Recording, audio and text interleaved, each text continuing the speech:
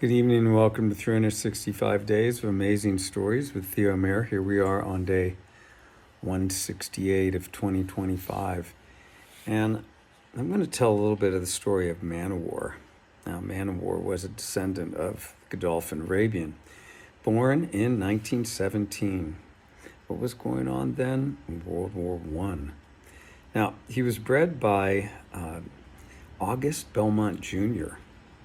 Now, August Belmont Jr., I think it was his grandfather, is what the Belmont Stakes was named after. The Belmont Racecourse was named after his grandfather in 1867.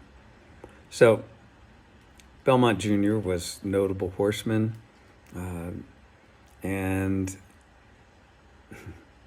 believe it or not, but when the horse was born, shortly, days afterwards, Belmont, at the age of 65, went off to war. He joined the army and served in France during World War I. His wife, in honor of what August Belmont Jr. was doing over there in France, named this little horse, this little colt, Man-O-War, in honor of August Belmont.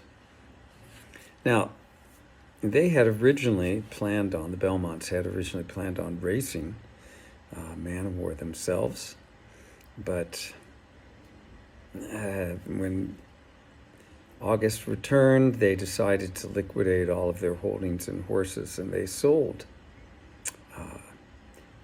Man-O-War to a man named Riddle for a whopping price of $5,000, which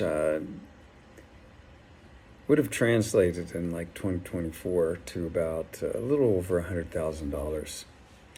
So Riddle took to training Man-O-War, and Man-O-War, he was also known as Big Red. So he stood 16.2 hands high. A hand is 4 inches.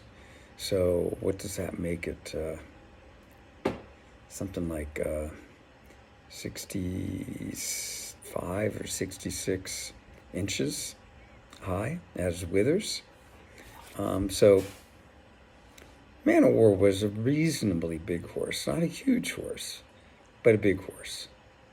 Now, who was his descendant? That Seabiscuit had raced, but War Admiral.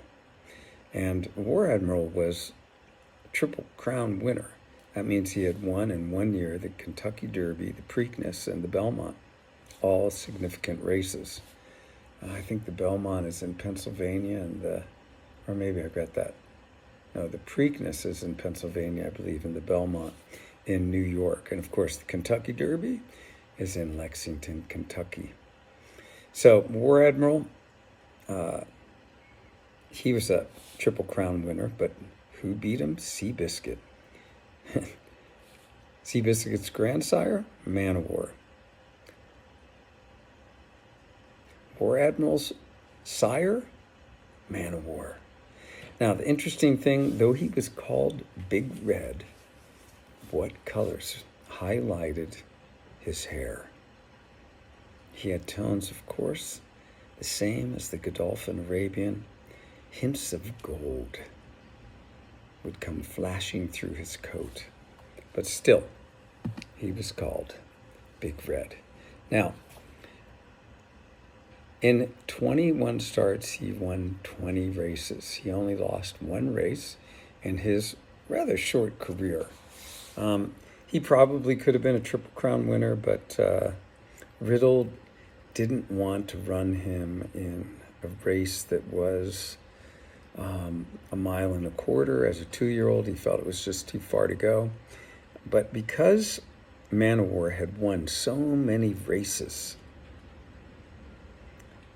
he was weighted in order to make the racing more fair for the other horses. And in 1921, Riddle decided not to race him anymore because the amount of weight that Man-O-War was intended to carry was, in his mind, too much. So Riddle was very conservative with the use of his horse, and if you know anything at all about racehorses, many of them end up having kind of disastrous careers because they're just raced too hard and kind of treated in not the best fashion. So anyway, in 1921, Man o' War was retired from racing, and he became a stud, siring just so many horses, and lived that ripe old age of 30 years old. He died in November of 1947, 10 days after Seabiscuit had died. There's a lot more I'm sure I could tell you about Man o' War.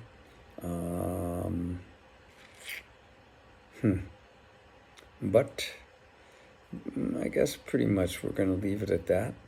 And just, again, another one of these incredible horses that was a descendant of the Godolphin Arabian. And Man o' War, of course, then he's found in the pedigree of almost every successful racehorse since that time. So we'll stop this story of Man o' War here and see what we come up with next.